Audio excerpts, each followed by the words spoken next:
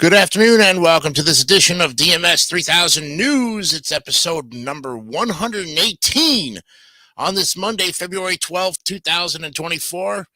And a gracious good afternoon to all of you and welcome to this show as well. I am your host, Jason Nicanio, ready to go for another week of interesting topics, continuing our celebrational look at Black History Month all month long. Whenever we're on, we're going to be talking about the day in Black history. Will provide a very brief summary, not much detail, but to give you an idea of what happened on the specific dates of the calendar month. And as well, too, we also, of course, have our motivation of the day as well. Today's topics are good ones. And these were topics that were actually some from last week that we just didn't get a chance to look at. So we're going to look at them this week.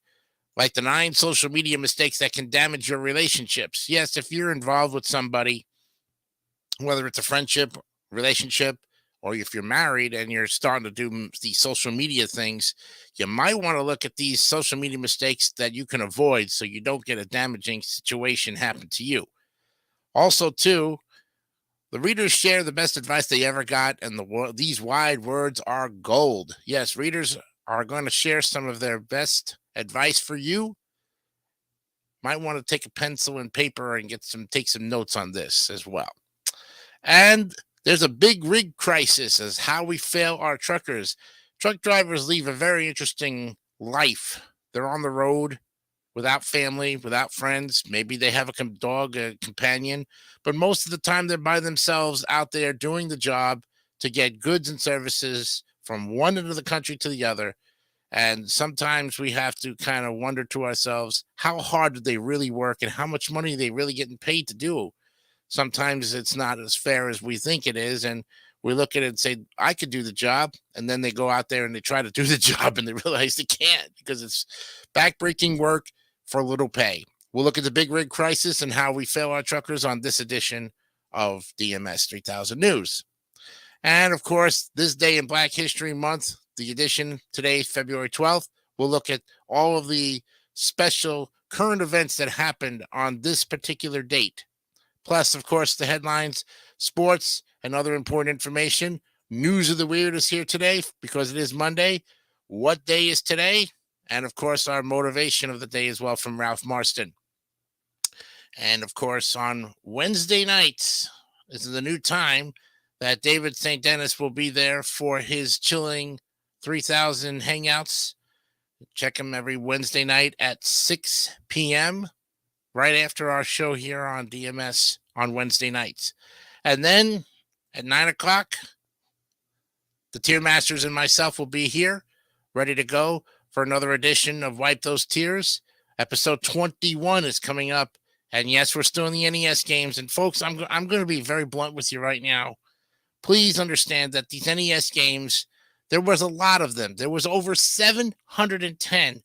And the reason why there was such a big library is because of the fact that there were some unreleased games, some specifically just made for the Famicom, for the Japanese version. And also, too, we want to make sure that you get a broad look at all of these games, cover art-wise. If you played them, great. If you didn't, a learning experience for all of you. So this is why we're taking each game one by one to put into a tier that we made specifically. Now, if somebody else did this, differences of opinions, and everybody's going to be entitled to a different grading system. We're focusing on our 4 tier masters, including myself, that are rating these games from A to Z every night here until it's done. So I know that, NES games may not be your favorite topic for tiers, but we will get to some great tiers down the line. So just be patient with us, and we'll give you great entertainment at the same time. Okay? So all of that, and I have, of course, some important information about my weight loss journey I will share with you in just a little bit. But right now, we're going to go ahead and get to NPR News for our headlines and sports and other important information. The Purple Goblin is here. Hey, everyone. How are we doing today? We're doing fine. We thank you for joining us here and enjoy the show. Okay, now let's go ahead and get to those headlines today for February 12th, 2024. And of course, it starts with the flight attendants who don't earn their hourly pay until aircraft doors close. And here's why. Arguing that their jobs have become more uh, erroneous. Flight attendants want to be better compensated for time on the ground, including during boarding. So they're looking for more pay to get once the plane is still grounded in the airport. Not bad. A court orders Netherlands to halt fighter jet part exports to Israel over Gaza war. The court said there is a clear risk that Israel's F-35 fighter jets might be used in the commission of serious violations of international humanitarian law. Republicans play cleanup on aisle Trump after former president's NATO comments. Former President Donald Trump's anecdote about encouraging Russian aggression forward or towards some NATO countries is a sign of his foreign policy plans if elected, or maybe it's not. RFK Jr. apologizes to his family for Super Bowl ad invoking JFK. Long-shot candidate Robert F. Kennedy Jr. issued an apology to the Kennedy family Sunday night after his super PAC ran an ad repurposing one from former President John F. Kennedy's 1960 campaign. And yet another FAS problem. Non-citizens can't fill out. Yes. Parents who aren't citizens aren't able to complete the new version of the widely used financial aid form, adding another barrier to families struggling with the college admissions process. Israel targets Rafah as dissent against Hamas grows in Gaza. This past week, Israel rejected a proposed ceasefire. The U.S. ambassador to the UN announced that Israel has an obligation to keep civilians safe as military strikes expand into southern Gaza. A nor'easter could drop several inches of snow on New York City and New England. Parts of New York City could see at least 6 inches of snow, while some between 8 inches to a foot could fall in Boston. Public schools in both cities will be closed Tuesday. NATO leaders criticizes Trump's comments. Israel frees 2 hostages in Rafah operation. NATO chief criticizes Trump after he threatened to abandon NATO allies, and Israel's military says it rescued 2 hostages in Gaza. An account from the front line of the largest displacement of children on the planet. James Elder is a spokesperson for UNICEF, the UN agency that provides humanitarian aid to children, and has been visiting the areas on the border of Sudan and Chad. Cocoa prices spiked to an all-time high right before Valentine's Day. Chocolate lovers won't see a sudden price spike for Valentine's Day because the cost already has been rising for months. Extreme weather is largely to blame. Weight loss drugs aren't a magic bullet. Lifestyle changes are key to lasting health. A doctor argues that the current focus on fighting obesity with drugs like Ozempic ignores the bigger picture.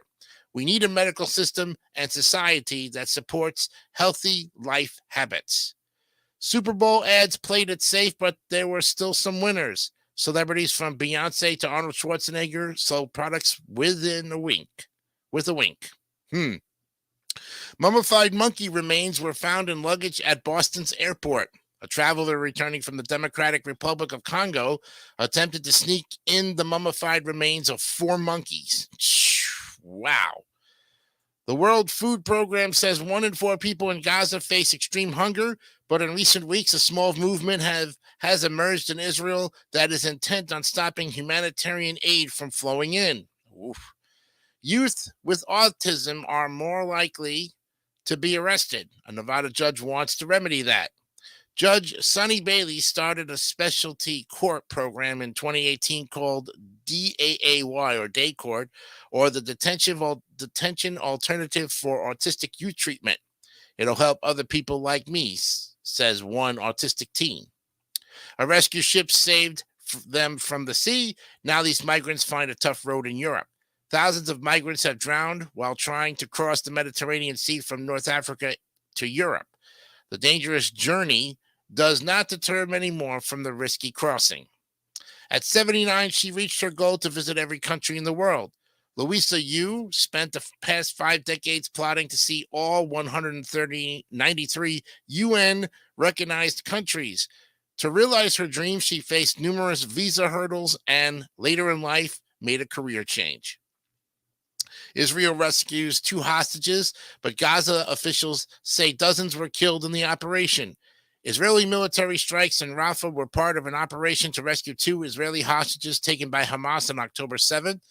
There were initial reports that at least 50 Palestinians were killed in the raid. Well, the Kansas City Chiefs win back-to-back Super Bowls.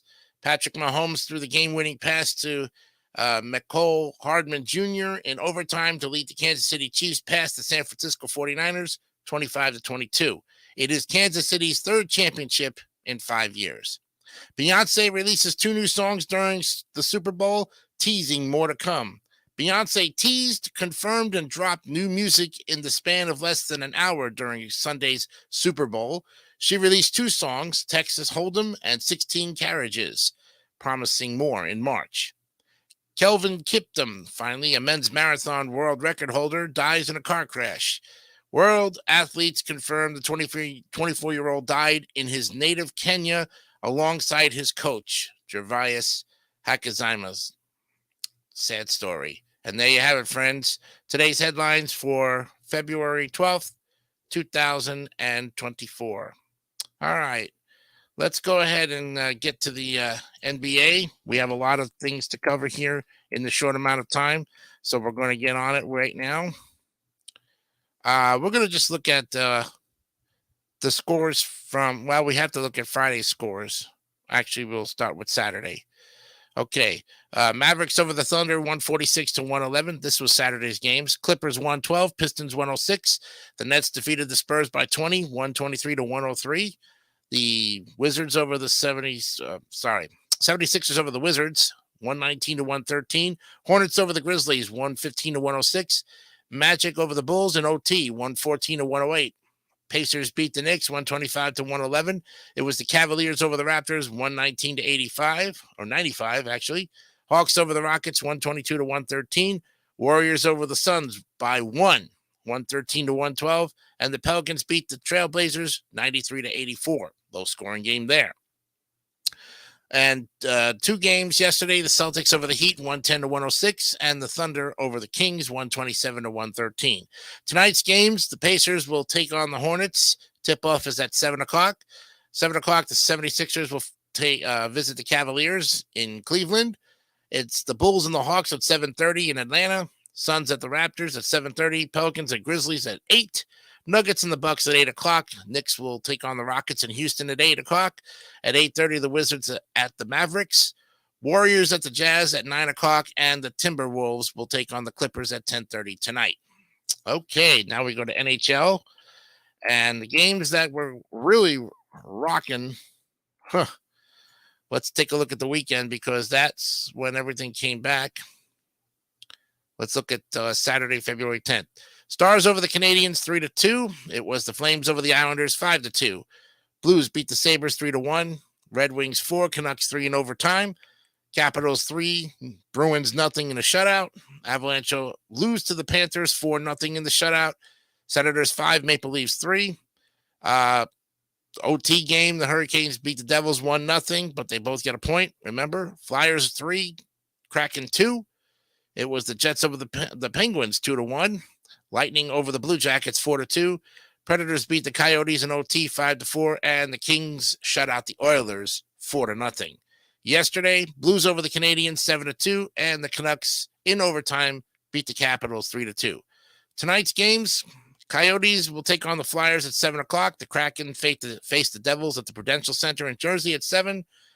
Flames at the Rangers at the Garden at 7. And tonight's 10 o'clock game has the Wild and the Golden Knights in Vegas. All right. Now for some important information to pass along to you. I went ahead and weighed myself again this morning. Now I'm on the 12th week. And I must say, I'm doing very good here. Last week I lost 1.5 pounds. Today I dropped another pound. So I'm at 24.5 pounds and a grand total. Current weight right now, 308.5. Okay, but as you can see, the weight has dropped out of my face considerably. If you look at over the past, I would say 5 or 6 weeks, look at my face. That's where the bulk of my weight is coming off. My face is shrinking, my legs are shrinking. My stomach, well, that might be the last thing to get shrunk, but it might also be building up some great muscle and, kind of curving out that way. whatever the case, I still have a long way to go, and I'm trying to get down to 185. That's my goal. So I appreciate all the support. If you're friends with me on Facebook and you see those posts that I have posted on my weight loss journey, please drop a line. I would really be happy and grateful for your support to continue. Thank you very much, though, who have already sent messages to me today. I really appreciate it. And a lot of people are saying, "Well, keep going." I said, "Yeah, we're going for a goal of 185 here. We have a long ways to go, and we're 12 weeks in. So 12 weeks is still, a little over what, 4 months? Yeah, 12 weeks. Let's see. There's 4 weeks in a month, and so I would say, let's see, 3, 6, 9. Let's see, 4 months, 4, 8, 12, a little over 3 months right now with 12 weeks. Not bad. Remember, I started this back in November, the last week in November. So we were talking December, January, and now February, and we're here. So that's about 3 months. The end of the month will mark 4 months going into March. All right. We're going to be back when we come, and we're going to go to commercial. And when we come back, we'll look at news of the weird, what day is today, and start our first articles like the 9 social media mistakes that can damage your relationship. We'll be back with more DMS 3000 news right after this. It's a crisp you can't miss. Crisp you can't miss. It's crispy. Sweet and raisin. Honey Touch Flakes that stay crisp and delicious from the first bite to the last. It's crisp you can't miss. Crisp you can't miss. The crispy part of this complete breakfast. It's crispy wheats and raisins. It's gonna be a golden Grahams day. Look, it's honey. Honey. And we've got a date to escape, but first, Like kiss of golden honey makes you smile and wanna say. Tastes like honey graham crackers, crispy, Crunchy all the way. Oh yeah! It's gonna be a golden Grahams day. tastes like crisp honey graham crackers. It's a golden part of this nutritious breakfast. Now we're rolling. It's gonna be a golden Grahams day. Kid, what's the difference between a mountain lion and me? What, Sue? 2 inches. Run, kid. Time for a powerful Cheerios breakfast. A balanced breakfast like this one. We got Go with Cheerios, Energios that help you grow. We got Go Power with Power Rose, coming on strong with Cheerios. You're feeling your Cheerios. A Cheerios breakfast.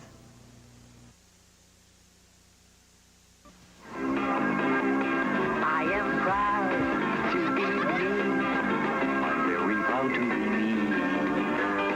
If I'm the best me that I can be, then I'm proud, so proud to be me.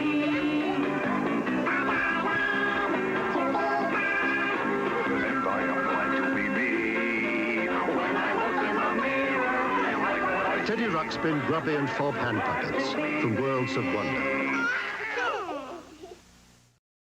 All right, it's time now for News of the Weird. Yes, by the editors at Andrew McNeil Syndication for uexpress.com for the week of February 9th, 2024.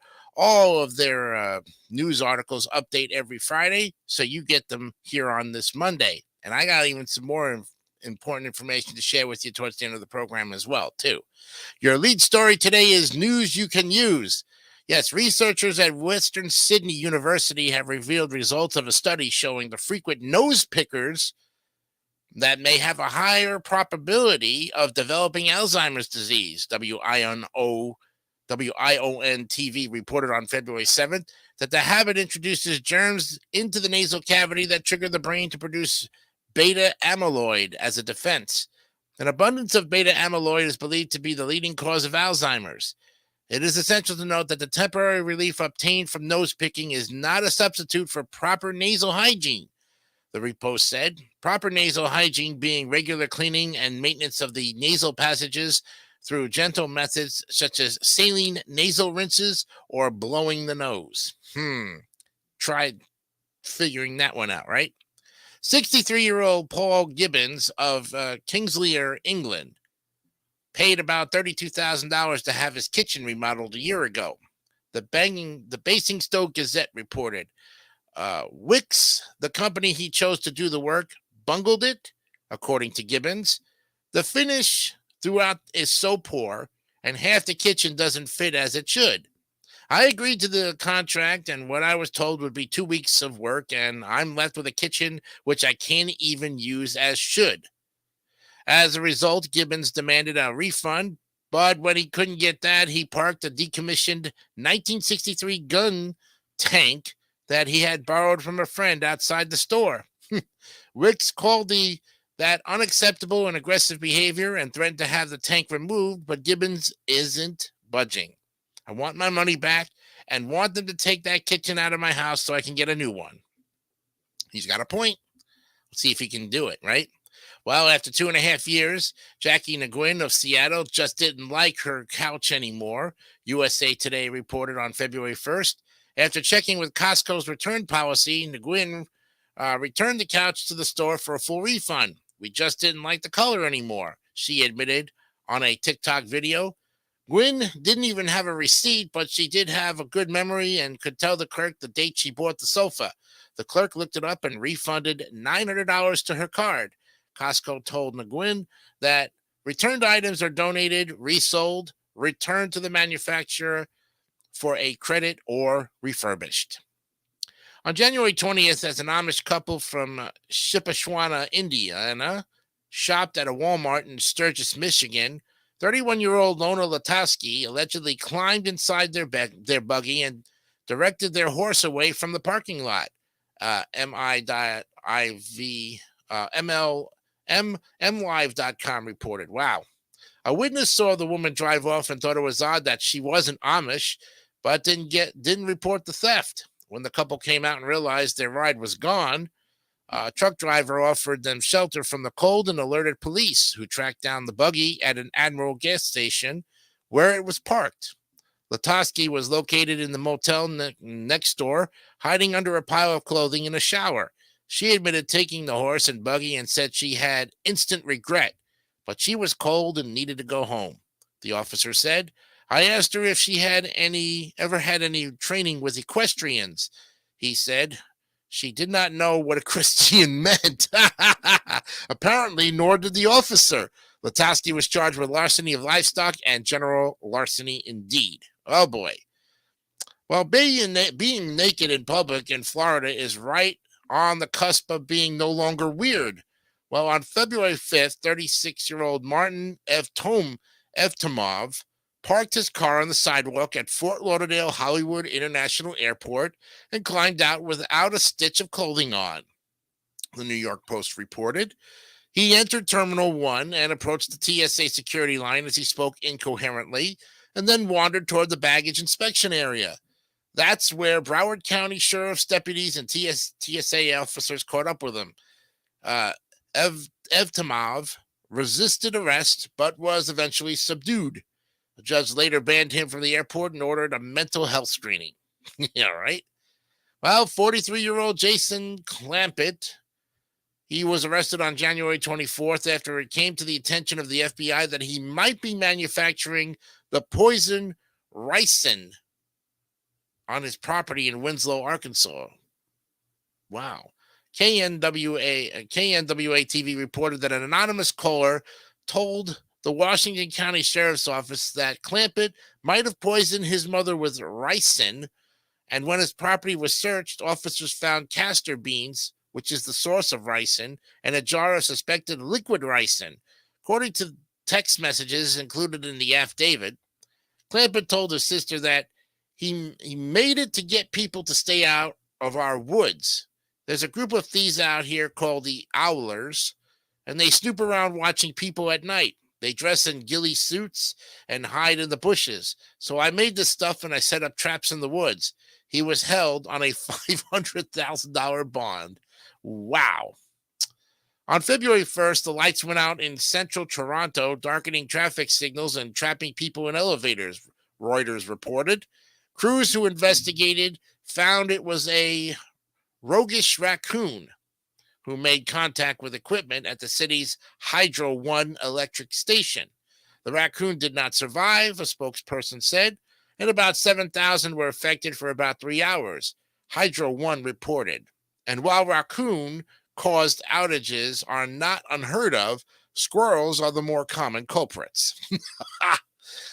Florida man Jason Brzezinski, he's 49 years of age, laughed his way through an incident on February 6th in New Smyrna Beach, the New York Post reported. Around 9 a.m., he allegedly drove his pickup around a do not enter sign at the beach and straight into the ocean as beachgoers looked on and recorded video. When deputies questioned him about his antics, Jason said, "It's not my fault the truck don't surf." He also claimed he thought he was in England. Oh my God. His only charge was for failing to pay the access fee to the beach. His truck was towed away. Wow. On February 3rd, police in Calgary, Canada, caught up with Alex Lee, whom they have been tracking since Christmas Eve. The Calgary Herald reported that Lee, whose real name is Sayed Amir Razavi, was charged with drug trafficking in connection with an unusual scheme. The 30-year-old handed out business cards with free samples of cocaine stapled to them at a local casino in an effort to boost his sales. At a search of Razavi's home, police found almost 60 grams of cocaine, a digital scale, cash, and Alex Lee business cards. There you have it, right? Busted. Yes. 46-year-old Carol Germain of Brest, France, Brest, France, without the A, adopted a pig in 2020. She didn't foresee that couscous would lead her to a new business venture, pig pedicurist. Yahoo News reported that Germain, who runs a bar in Brest, has started traveling all over France to trim the tusks and hooves of porcine pig or porcine pets. In fact, she's selling the bar to devote herself full-time to the practice. It's nuts. I thought I was the only person who had one hogging the couch, but there are thousands, she said. One trip around the south of France, she treated 43 pigs. Whew. Wow. And finally, what is it about Disney World that provokes violence from park visitors? Detective Dwayne Danforth, he's 38 years of age, of the Brookline, Massachusetts Police Department, is now on paid administrative leave after he allegedly assaulted security staffers and cast members at Epcot theme park on January 30th, WHDH-TV reported. Police reports say Danforth tried to access an off-limits area and said, "I'm going to explicitive kill you," while pushing a cast member away. Oh, God. Danforth was the 2021 Officer of the Year in Brookline, recognized for his ability to de-escalate situations. He will remain on leave until an internal investigation is complete. I hope to pray to God that they fire him after this, considering his attitude towards Disney staffers. You don't do that. Well, there you have it, friends. News of the weird from the editors at Andrews McMeel Syndication for February 9th, 2024, and of course, uexpress.com. We go now, and we're going to be looking at what day is today. Right now, let's go ahead and pull that up and see what holiday is today. Is there's any good ones? We know that Valentine's Day is getting close to us soon, so why not, right? I mean, that's going to be on the 14th, but there's more to it than just meets the eye. As you know, National Today is our place where we find what day is today. So let's see if there's any good one. Carnival Monday, Hug Day, International Use of Soldiers, National Braden Day, and never heard of it. Lost Penny, National Plum Pudding Day. Ooh. National Poop Day. Oh, Christ. Oatmeal Monday. Get your pan ready, flying. Let's look at National Plum Pudding Day. I think that would be an interesting one. If you're a big fan of plum pudding, this one's for you. Yes. Did you know plum pudding contains no plums? Well, that's because raisins were often called plums in the 17th century Great Britain. So what does a traditional plum or Christmas pudding actually contain? This steamed or boiled concoction features nutmeg, raisins, nuts, apples, cinnamon, and dates. Traditionally served during the holidays, this often overlooked dish gets a second chance to impress on February 12th, which is known as National Plum Pudding Day. And here's the timeline. Started in the 1600s, is it a raisin or is it a fruit? Well, plum is traditionally used to refer to raisins or other types of dried fruit. Going on to 1714 with the earliest recipes. One of the earliest was for plum pudding is published in a book by Mary Ketably. Wow. Ketably. Is it Ketably? No, it's Ketabai. What a name. Mary Ketilby. What a name. Mary Ketilby. Thank you very much. If I get that wrong, my apologies. The 1830s. Variations of association. Plum pudding becomes sweeter over time and increasingly becomes associated with Christmas. And 1858. Well, Christmas pudding, anyone? The term Christmas pudding is first used in a novel by Anthony Trollope. What a name. Wow. So make some plum pudding today. Making your own bread pudding can be a lot of fun. So invite your friends over to participate in stirring the boiling pudding and making a wish of their own. And then wait and enjoy with your favorite adult beverage. Mulled wine, anyone? And whether you choose to do it at work or at home with your friends and family, requiring everyone to get involved to make their family's plum pudding recipe is a lot of fun. If plum pudding is a new venture for certain people, have them put their own spin on the traditional favorite. The person with the best plum pudding, voted by the group, wins bragging rights till next year's challenge. A simple and quick way to enjoy plum pudding is by consuming it first thing in the morning. Whether it's homemade or store-bought, enjoy a slice of this delicious dessert with your morning coffee, tea, milk, or water. Seconds throughout the day may be necessary, but not required. And why we love the holidays so much? Well, there are certain food items that we normally only consume during a specific time of year. Many people wait months to order a PSL, which is a pumpkin spice latte, but National Plum Pudding Day allows us to indulge in a dessert that is traditionally consumed during December. No shame in this plum pudding game. And we all love unique opportunities to increase our luck and chance to acquire the unattainable with the use of a wish. So many search for four-leaf clovers on St. Patrick's Day, but you don't have to wait that long. A British tradition while making plum pudding is to have the family stir the pot and make a wish while doing so. So what are you waiting for? And plum pudding contains a hefty amount of nuts and berries, making it a delicious and nutritious dessert. Whether you are consuming the whole thing or just having a taste, you don't have to feel super guilty for breaking your diet well into the new year. And the next time National Plum Pudding is going to come up will be Wednesday, the 12th of February, 2025. So we'll be here for that next year.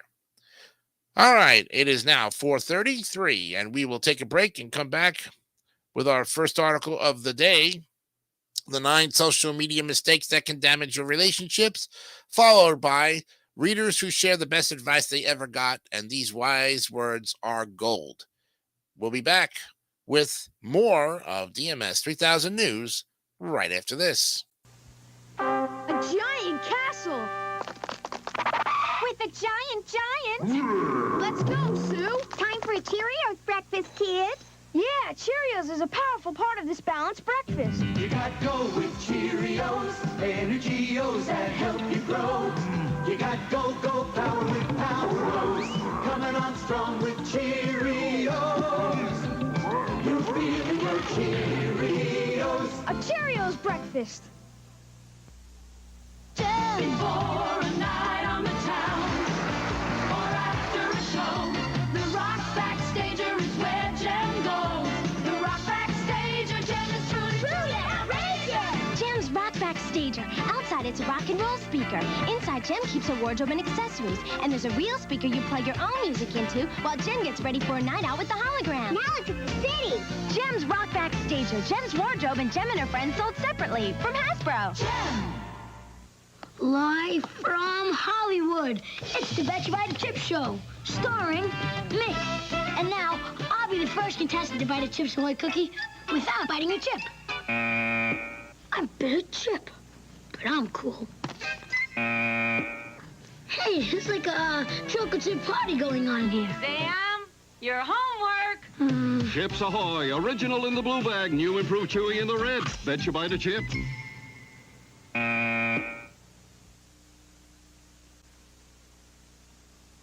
The Day Birdie, the Early Bird, Learned How to Fly, starring Ronald McDonald and friends. Look, it's Birdie. Long ago on a day bright and blue. Rubble, rubble. Oh, Ronald, I'll never learn how to fly. We'll help you. You flap your wings while we toss you up and down. So she flapped, and they tossed, but I'm still on the ground. Hamburglar gave her a balloon, but it went boom. Then Grimace had a plan. How about a fan? But nothing worked. She couldn't fly. Oh, Birdie, don't cry. I'll walk. That's the way it'll be. Try once more, just for me. And me? Rubble me. I'm trying for you. Trying for you. Oh, I'm flying. So Birdie flew in true early bird style, up, down, for miles and miles. Wow, flying is grand. Birdie, we miss you. Okay. It's a good time for the great taste Now who's gonna teach me how to land? of McDonald's. Well, there are 9 social media mistakes that can damage your relationship, as Caitlin Chamberlain is going to tell us about that with Instagram, Facebook, Twitter, Snapchat, LinkedIn. The ways to connect with others on social media are limitless, but don't let your online negativity impact your real life. So here's what not to do. First of all, don't post pictures of people without their permission. You know, people are extremely particular when it comes to sharing pictures on social media. You wouldn't want a friend or family member to post a picture of you without your permission, so why do that to them? Rachel Sussman, who's a New York City therapist and relationship expert, explains that while you may not think posing the picture is a big deal, the other person may disagree. Just ask before you post, she says, and especially before you add tags. It will help you avoid upsetting your loved ones. So here are some pictures to never, ever post, mainly for safety reasons. The second thing is don't use social media when you're mad. Yeah, social media should never be used to bully others, and posting snarky or mean comments is a major no-no, not just because it's hurtful, but because it drags your dirty laundry out into the open. Do you really want the world to know that your partner cheated on you? Sussman recommends that you use social media as a tool to spread positivity. I really enjoy seeing birthday posts or when people post most meaningful articles. She says, if you're upset and you have the urge to post something that may come off as mean, put down your phone, computer, or tablet and blow off steam in another way. Stay safe with these etiquette rules for complaining on social media. And don't post impulsively. Sure, you're pumped about your party, but posting a joyous selfie with your guests might not be the best idea because it can hurt the feelings of friends who weren't invited. And while your old sorority sisters might think the picture of you shotgunning a beer is hilarious, your future employers might not have quite the same reaction. Always, always, always be mindful of what you're posting, says Sussman. In the old days, people would write letters and it would take weeks or months to get to its destination. So you'd be sure that what you wrote was really thoughtful and something that you read before sending, adds Stan Tatkin.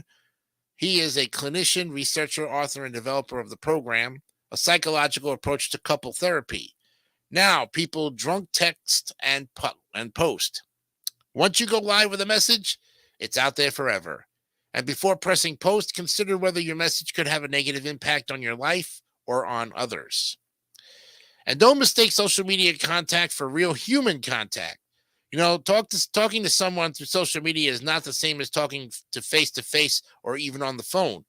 Our eyes are wired to be looking at someone else's eyes, says Keith Miller, couples therapist and author of Love Under Repair, How to Save Your Marriage and Survive Couples Therapy. The first thing that a baby's brain is designed to do is to find someone's eyes and make contact. And according to Miller, connecting with someone in person is a lot more beneficial than only through, say, Instagram or Twitter. And yes, you can start a relationship via social media, but there will come a point where you'll want and even need physical human contact. After all, you can't hold hands or hug someone through the computer. We have a very difficult time noticing the effect social media is having on us, says Miller. It's a virtual connection that's not real.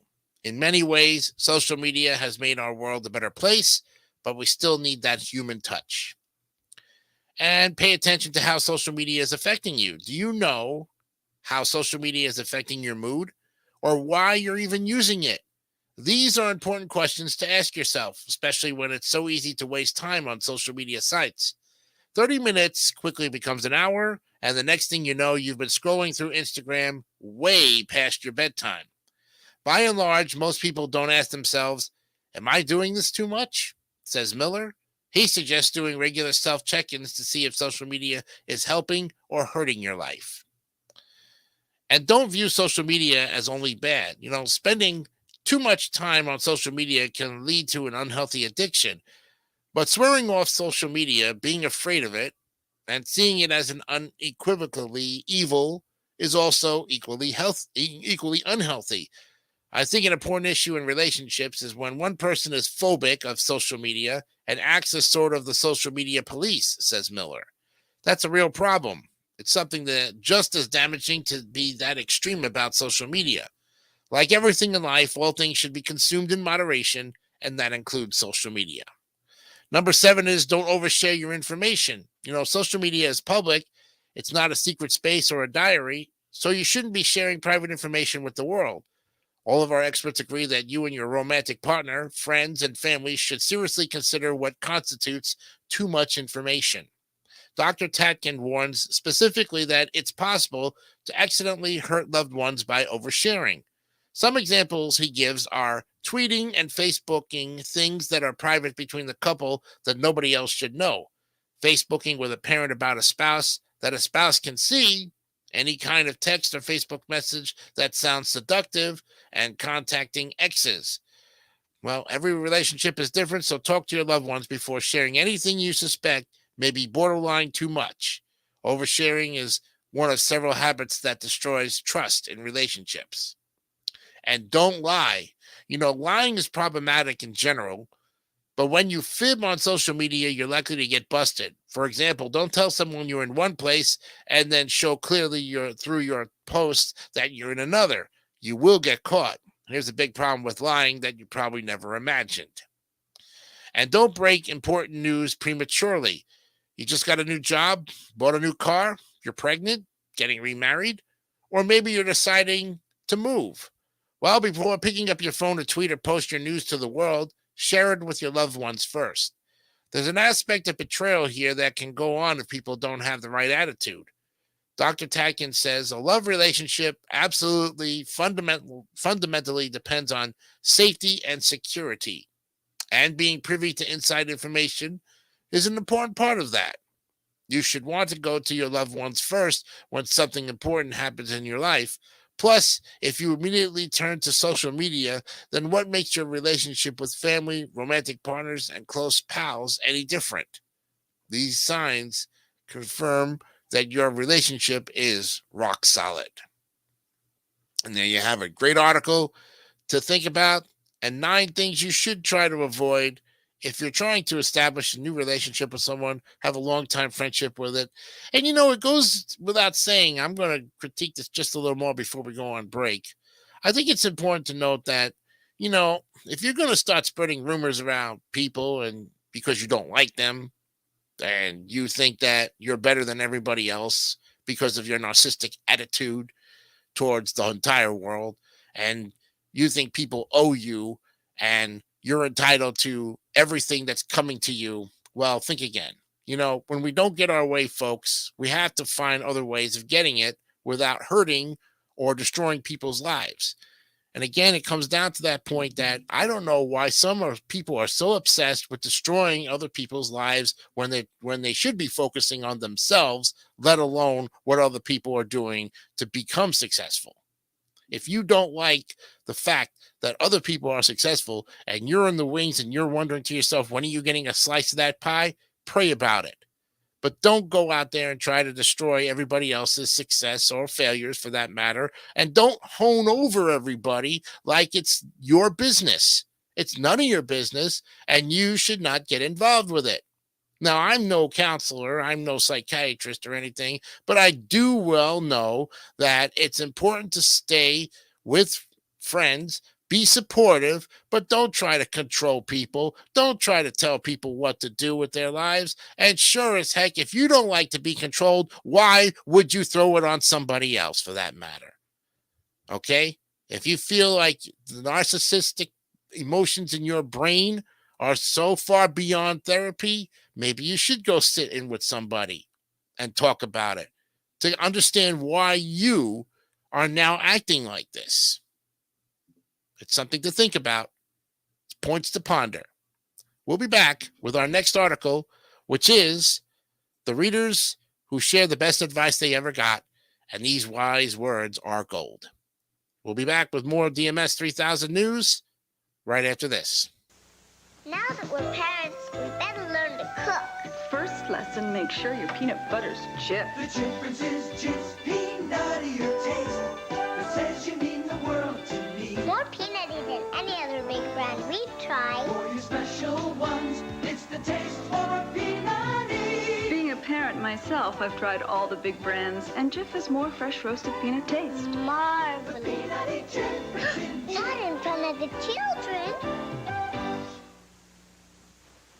Oh! There's good things in the middle of old cereal. Oh! Oh, what a taste! There's good things in the middle of old cereal. Oh! Oh, what a taste! Oh, those O's of Quaker Oats and corn, filled with honey, graham, and other good things. Taste that center place. There's good things in the middle of old cereal. Honey graham or crunchy nut from Quaker. Oh, what a taste!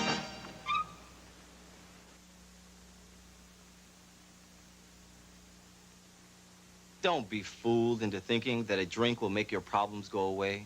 Hey, it won't. Alcohol only adds another problem. Be smart. Don't start. Hamburger University with Ronald McDonald. Good morning, class. Good morning, Ronald. Today's subject, the Hamburglar. The Hamburglar is very clever and very sneaky. The Hamburglar! And he loves taking McDonald's hamburgers. So, what should you yell when you see it? Help Ronald, sailor! That's right. Uh-oh. Hamburglar. It's a good time for the train. You've got a lot to learn. Don't take burgers, Rubble Rubble. Of McDonald's.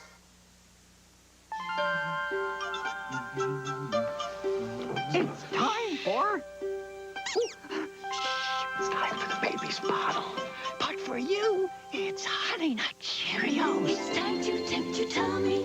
Time for golden honey and crunchy nuts. With a taste of nuts and honey. It's a honey of an O. It's Honey Nut Cheerios.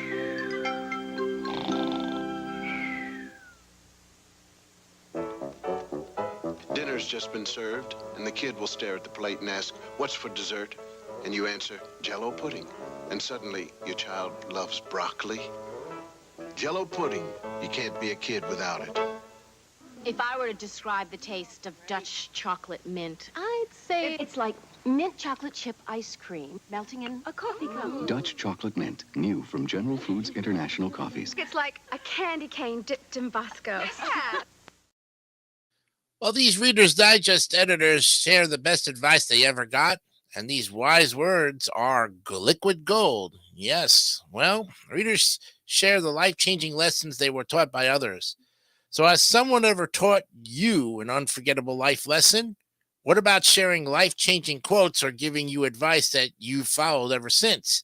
Readers wrote in with the best advice they've ever received and how it was shaped their lives and how it has. For more advice, check out these inspirational quotes or learn the secrets to how to be happier. First up, a clear path to the door. My grandmother told me to clear a path to the door every night before bed. It makes for a smooth escape if there's ever a fire in the night.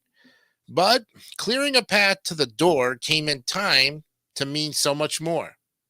I learned I'll be happier, much happier tomorrow if I tidy all the clutter tonight. And it's a good habit when getting involved with new people or activities. Trying mountain climbing or whitewater rafting becomes possible when I know I have a safe exit plan if it becomes too risky. That clear path is always a wise plan.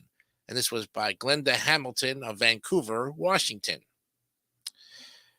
Jacqueline Travers of Woodbine, Maryland says, my family moved to a small Virginia football town when I was in 4th grade. I loved football, but I had 3 strikes against me.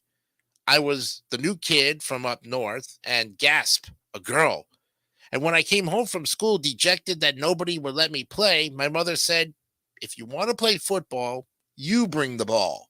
And by next season, if you wanted me on your team, you had to take my little brothers too. I never forgot the lesson, and I've been bringing the ball ever since. Marin Hershey, Cedar City, Utah, wrote this and says, I was on a 4-day float trip down the Colorado River with a large, fun group. At the end, when I said I didn't want to get off the river, another woman said to me, it's always best to leave while you're still having fun. It changed my outlook that day, and I've applied it to many other circumstances since. Kate Johnson of Conway, South Carolina, has this to say. While learning to paint landscapes with my boyfriend, I complained that I couldn't turn off the critic in my head. And he told me, when that happens to me, I say, be quiet, I'm painting here. I'll talk to you later. It worked for me that day. And later in graduate school, while I was writing papers, his advice made me more a confident person. Mike Fleischman, Fort Collins, Colorado. Don't have a champagne appetite on a beer pocketbook. That was my dad's mantra. He had been well-to-do early in life, but hadn't changed his spending when he wasn't any longer. Fortunately, I have a beer appetite. And Sean McCam, Sandy, Utah, says, my choir was stressed before a big competition. Right before our turn to sing, our choir director said, we are not here to impress. We are here to express. It made all the difference. Becca Brassfield of Burns, Tennessee says, fill your home with things you love, not things you think other people will love. That was something my mom always said. My home is full of flowers, rabbits, birds, nature, lovely fabrics, and elegant glassware. Others tell me it's beautiful, comfortable, and welcoming, but everything in it brings me joy, and that's what matters. Kathy Beck of Mesa, Arizona says, a co-worker gave me a Christmas present, and I felt bad because I hadn't gotten one for her. She said, every time you receive a gift, you allow someone to be a giver. She made me feel so good, and I never forgot that. Turner Falls, Massachusetts, Angela Conti says, I was 16 with a new driver's license. I asked my dad if I could take the car for the afternoon. As he handed me the keys, he said, Angela, if it's you or the squirrel, let it be the squirrel. I realized my dad knew how soft-hearted I was. I thought I'd hidden it well. Well, Wendy Boers from Fountain City, Wisconsin says, my mom was a woman of few words, but one phrase of hers that stuck was, see the work, which meant see what needs to be done without being told. If toys are left out, put them away. If dishes are being washed, grab a towel and dry. If litter is strewn along the road, pick it up as you walk. I've shared see the work with countless students, and our halls are always clean and the chairs stacked by the end of the day. Simple advice from a quiet woman. Jane Garner, Tuscaloosa, Alabama. My Mississippian mother used to tell me, you can't tell the depth of the well by the length of the handle on the pump. I think this must be the Mississippi version of don't judge a book by its cover. Patty Wiener of West Springfield, Massachusetts says, my dad used to say, make your words soft and sweet. Someday you might have to eat them. 30 years later, I still hear his voice encouraging me to be patient. And Liz Hormel, Fremont, California, says, several years ago, I heard actress Doris Roberts give a speech in which she said, look back, but don't stare. She had many words of wisdom that night, but that stuck with me and never left. Sharon Price, Mobile, Alabama, says, if you don't have time to do it right the first time, how are you going to find time to do it over? Advice from my 91-year-old dad that I've shared with my daughter and granddaughter. And Kirk Goebel, Albuquerque, New Mexico. Succinct advice from my grandfather. Habits are like cobwebs that turn into cables. They can hold you up or hold you down. And finally, SH, American Fork, Utah. On planes, they always tell you to secure your own oxygen mask before helping others. That advice doesn't always apply to marriage. Years ago, I heard a wedding officiant say, when you're thirsty, get your spouse a drink. I took it to the heart and made every effort to acknowledge my husband's needs. Well, after 20 years of marriage, he's gotten even better at it than I have. Marriage isn't 50-50, and when both partners give 100% and put one another's needs before their own, the outcome is far greater than happily ever after. And there you have it. Fantastic words of wisdom for some of the people who wrote into the Reader's Digest. Thank you very much for the great advice. Very good. When we come back, we'll look at our third article about the big rig crisis and how we fail our truckers, and hopefully this will make you realize that the trucking industry is a tough job that pays very little. We'll be back. It's 3 minutes to 5 o'clock. It's 5 o'clock somewhere, as Jimmy Buffett always used to say. We'll be right back.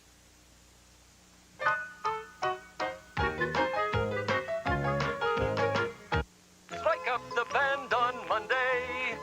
CBS proudly presents Comedy with Kate and Alley at 8, 7 Central and Mountain, plus Frank's Place at 8:30, 7:30 Central and Mountain. So strike up the band on Monday and laugh it up with us. This is CBS. Tulsa is a buyer's market. That's why for a limited time, Crockett Ellison is offering you the best deal in town. Right now, buy one of these brand new homes, some priced well below the builder's cost, and receive a free gift up to $1,000. Fencing, blinds, or drapes, furniture and appliances, anything you need up to $1,000. You can even use your outgrown home for a down payment. Houses are already reduced up to 17% of their appraised value. There are only 10 left. So call now at 495-3885 or drop by our growing neighborhood. Windsor Estates 2, 4.5 miles east of Memorial on 111th. Who could ever forget the sound of a great fish feast? Now, Long John Silver's presents All You Can Eat Crispy Breaded Fish, a classic collection of golden hits that never ends. That's right, all you can eat for $3.99. You'll get big, big pieces.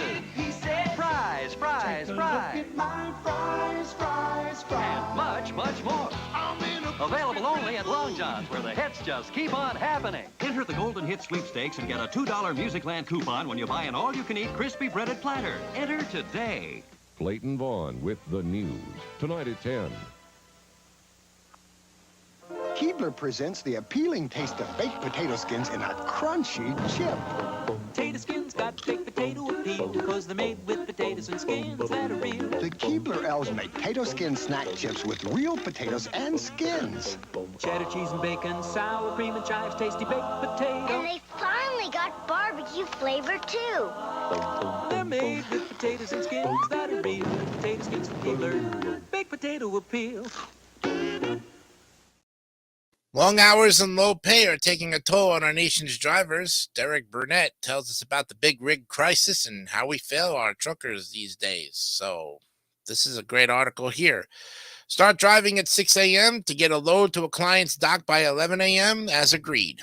Roll in right on time, only to find 2 trucks ahead of you and the dock man saying it'll be a few hours before you can unload. Mike Murphy gets paid by the mile, so such idle time costs him money. But 25 years in the industry have taught him to bite his tongue. Well, can I use your bathroom? Nope. Drivers use the porta potty. And good luck finding a porta potty that's not an abomination. So much for the morning pickup, another load, and get moving again. Evening comes, and he's required by law to limit his shift to 14 hours, which means it's time to start looking for a parking spot. The miles and minutes roll by with no success. He might pull into as many as 3 truck stops, all full, and him exhausted and just wanting to be home. Often enough, the search for a parking place goes on until he's right up against his 14 hours and the road is beginning to look blurry. Such times, he calls his wife, Alicia, back home in Waddington, New York. He'll say, talk to me for an hour. I'm looking for a parking space. Well, she'll stay on the phone with him until at last he finds a truck stop with an empty spot. He'll hang up and make his way into the facility, eager for the shower he might not have gotten yesterday.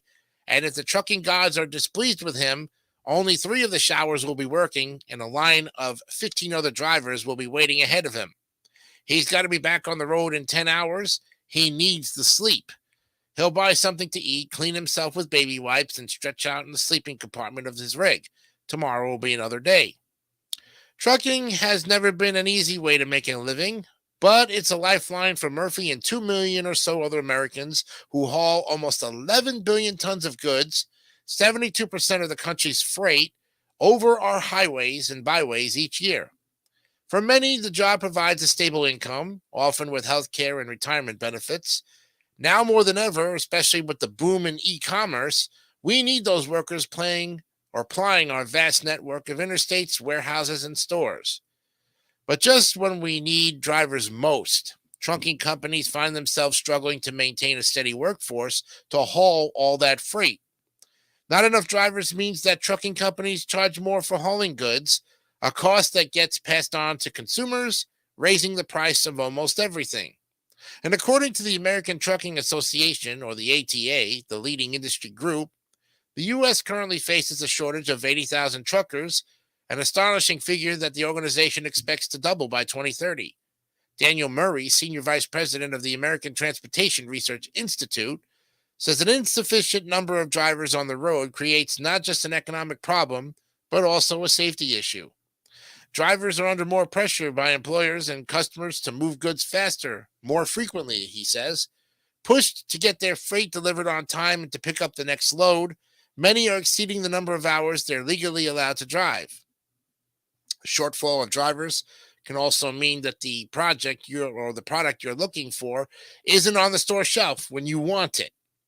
If you're relying on a just-in-time delivery system that prioritizes the synchronization of precise schedules and you can't count on drivers to get the goods there, you're going to have disruptions in the supply chain, says Robert Puentes, president of the Eno Center for Transportation, a think tank. And as alarming as this sounds, there's disagreement among industry experts about how big the trucker shortage is, and even whether the problem the industry faces can rightly be called a shortage. ATA's numbers are just not realistic, says Jason Miller, who's a PhD, the interim chair of the Department of Supply Chain Management at the Broad College of Business at Michigan State University. He concedes that there are occasional temporary shortfalls of truck drivers, but says the labor market promptly fills them. For more than a decade, the ATA has been sounding the alarm about a chronic, severe shortage, but Miller says the statistics just don't support it. A lot of guys would go through training and say, this isn't for me.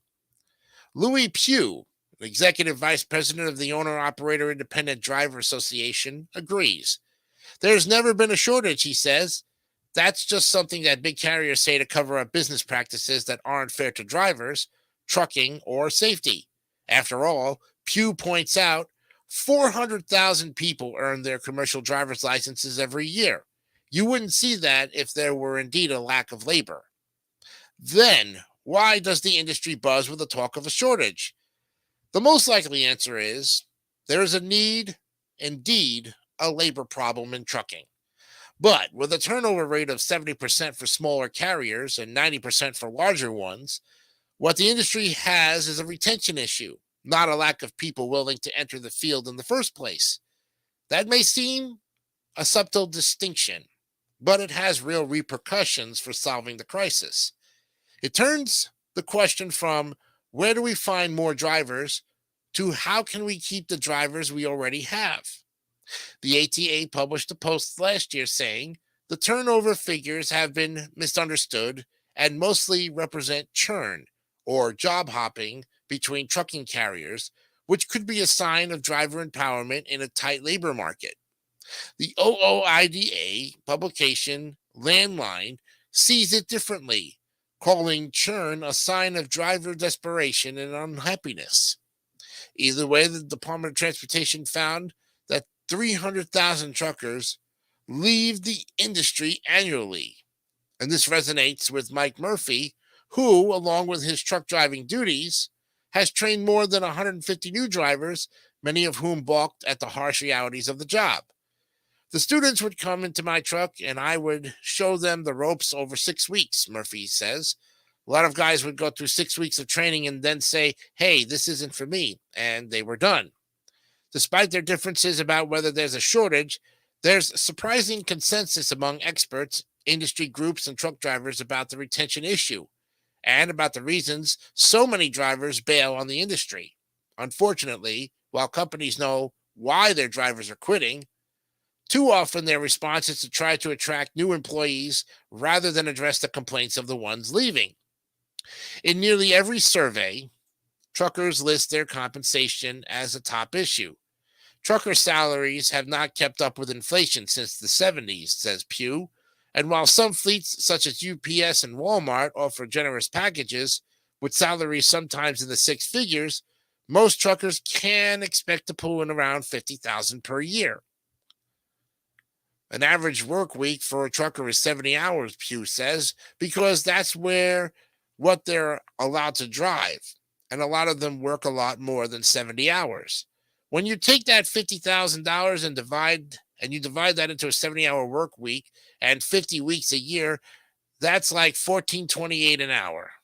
Under the Fair Labor Standards Act, truckers are exempt from being paid overtime to discourage drivers from compromising safety by racking up hours.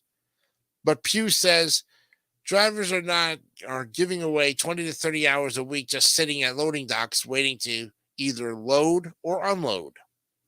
Less scrupulous outfits engage in misleading practices to lure young drivers, and they offer you an $8,000 signing bonus, says Andrew Emd, a 55-year-old industry veteran. What they don't tell you is that if you quit before a certain amount of time, you won't get it. And the other thing they don't tell you is that they spread it out over 5 years. Federal law allows trucking companies to pay their drivers by the mile. When the wheels aren't turning, no money is being made. If your truck breaks down, if there's a line at the dock, if there's standstill traffic, you're off the clock. More trucks in circulation means all these problems are getting worse, not better. And there's no fudging the books because the company constantly monitors your activity via GPS and electronic logging systems. It might seem trivial, but the lack of parking, rest areas, and bathroom facilities at truckers' disposal is so demoralizing that it's viewed as a major factor in drivers' decisions to quit the industry. Mike Murphy's bleary search for a place to lay his head for the night is a familiar tale to other drivers who also tell of interstate off-ramps littered with human feces because truckers have nowhere to relieve themselves. It's even worse for female drivers who make up 6 to 8% of all truck drivers, but only 2.7% of long-haul truckers. One of them, Clarissa Rankin, has spoken unabashedly about the good and bad parts of the industry on social media and talk shows. It's horrible, she says. Women have nothing in the truck stops, nothing. You name it, we don't have it. Tampons, panty liners, hair bows, like pullback scrunchies, nothing. The most you'll get is a pink hat that says truck driver. And this year, Rankin opened up her own line of cosmetics and travel essentials for women in trucking called Outspoken. She hopes to have her products in wide distribution at truck stops soon, but it's an uphill battle. The lack of convenience is an annoyance, but Rankin says of greater concern to women is the lack of security on the roads. She describes the truckers' only side of the truck stop as a whole nother world. Prostitution, sex trafficking, robberies. When a lot of trucks are parked end to end or side by side for the night, she says, you don't know who you're sleeping next to. You could be sleeping with a cold-blooded rapist and murderer right next to you. Well, in a survey by CDL Life, an online community of truck drivers, 21% of them said they've been the victims of crime, and 42% of those crimes were violent. Little wonder so few women are attracted to the job. So why aren't private companies responding to these obvious needs by building more, bigger, better, safer, well-lit truck stops with plenty of parking? It's the NIMBY effect. Not in my backyard, says ATRI's Murray. Nobody wants a truck parking lot anywhere near their home. And at the same time, he says e-commerce and just-in-time delivery have created a need for truck parking much closer to the customers they serve. The lack of infrastructure isn't just unpleasant for drivers, it affects their bottom line. On average, Murray says truck drivers are leaving their revenue routes 56 minutes early, which equates to almost $5,000 a year in lost wages just to find a place to sleep for the night. So one of the things that's always been appealing about truck driving is the lure of the open road, the freedom to be on your own, making your own decisions. But today's drivers are subject to ever-increasing scrutiny, with companies placing cameras not only facing the road, but in some cases pointing at the drivers in the cab. Every movement of the vehicle is monitored via technology in a bid to fend off lawsuits and reduce insurance costs. Clarissa Rankin now has her own truck and operates independently, but when she first started out and was driving for a major carrier, someone pulled out in front of her, forcing her to brake hard. Her phone rang immediately. It was the company. They said, "What was that hard brake about? We're going to have you take a class now." I said, "I'm not taking no doggone class. You know, I'm not doing all that. If you don't do it, you can lose your job." But I didn't care. Every 5 seconds, it was something, she says. No grown-up wants to be babysat. MD agrees the freedom of the road and all the romantic stuff goes out the window as soon as somebody puts on a camera in your face, he says. Drug testing, especially for marijuana, is another regulation that causes drivers to exit the industry in droves. And despite legalization initiatives in various states, interstate trucking prohibits drivers from having any trace of THC in their systems. Obviously, driving while high must remain illegal, just as with alcohol. But huge numbers of safe truckers are losing their jobs because trace amounts of the substance from legal consumption on their own time are still circulating in their blood. The Federal Motor Carrier Safety Administration maintains a clearinghouse database of drivers whose routine drug tests have come up positive. According to ATRI's Murray, more than 90,000 truck drivers who tested positive have not started the administrative process to remove themselves from the clearinghouse and get back into long-haul trucking, which tells us they're fine continuing to smoke pot and drive locally in jobs where the CDL is not a requirement. No one wants truck drivers working while under the influence, but allowing them the same access to recreational substances that others enjoy during their non-working hours could be a way of retaining workers who may otherwise quit the industry. Sitting behind the wheel of a truck for over 70 hours a week for decades is a recipe for poor health. Veteran drivers recite their litanies of bad backs, obesity, heart problems. It's certainly on Mike Murphy's mind. And one of the reasons I'm looking forward to getting out of driving is that I need to get active, he says. I've had my legs start to swell up and stuff like that. There's not really time to exercise and to do the things that you should be doing for your body. He tries to eat well, but it's not easy. His options are limited to fast food or whatever's available in truck stop diners, which is notoriously unhealthy fare.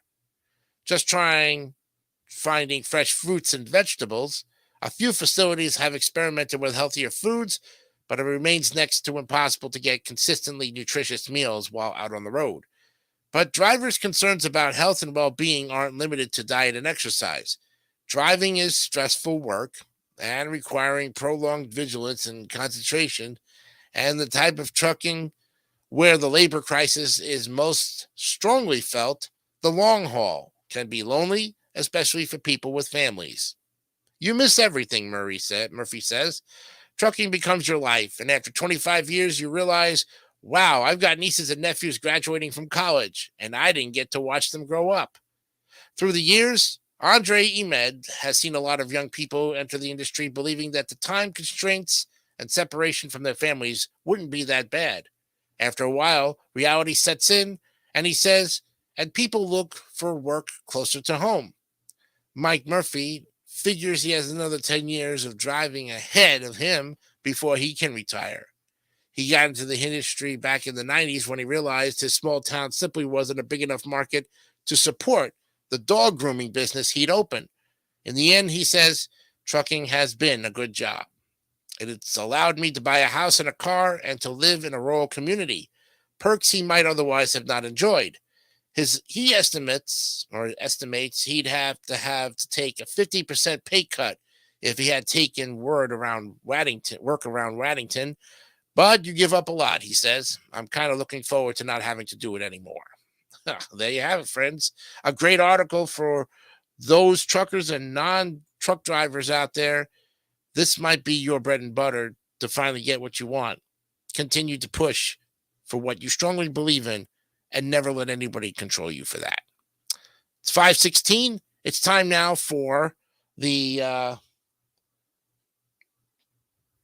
Black History Month, February 12th from CBS 42. We're going to look at that real quick. And then, of course, Ralph Marston and the end of our program. So let's look at that real quick. Bring it up. Come on. Come on. Yeah, here we go. This day in history, Black History Month edition, February 12th. Now, again, this article has come from February 12th of 2017. So this article dates back to 7 years ago, but the dates are still as accurate as they have ever been. All right. So on this day in 1865, Henry Highland Garnett was the first black man to speak in the Capitol. And Garnett delivered a memorial sermon on the abolition of slavery at services in the House of Representatives. In 1909, the National Association for the Advancement of Colored People, the NAACP, was founded, and the call for the meeting meant to organize the association was issued on the 100th anniversary of Abraham Lincoln's birthday. 39 years later, in 1948, First Lieutenant Nancy C. Leffinant became the first black person accepted in the regular Army Nursing Corps. Great stuff. Very small and brief, but to the point. Nicely done. Thank you very much to CBS 42 for that fantastic look at the 12th of February for Black History Month. All right, it's time now to go to the Daily Motivator. Let's look at it today. Today's topic is It Can Wait. Oh boy, we've been talking about this one for a while. So let's look at it right now. Okay, you'd like to do it all at once, but that's just not possible. Focus your awareness and energy on the single best choice for now. Intentionally set aside other matters until you can give each one the time and attention it deserves. Occasionally, you encounter a genuine emergency, a situation you must address immediately. But for anything else, you'll benefit by reminding yourself it can wait until you're done with what's at hand. Your eagerness to get started is great, and your concern about waiting too long is well-founded. Yet you must work within the reality that there's only so much you can do at once. Certainly, you don't want to put off any important tasks indefinitely. However, it doesn't accomplish anything to get too far ahead of yourself. Fully enjoy what you enjoy and deal effectively with what must be handled. Instead of failing to do everything at once, succeed by giving to each experience the time required to live it well. Thank you, Ralph Marston, for that fantastic Daily Motivator of the Day. And great way to end our program here on this Monday, February 12th, 2024. Episode 118 comes to an end. I will see all of my players tonight in the Discord game room. You know who you're matching up against tonight. Again, in the recordings for Joker's Wild, Tic-Tac-Toe, and Blockbusters. We'll see you back here on this program again tomorrow for another edition of DMS 3000 News. I'm Jason Icanio. Remember, be honest, be real, and keep it simple, stupid. Kiss. We'll see you tomorrow. For now, good night.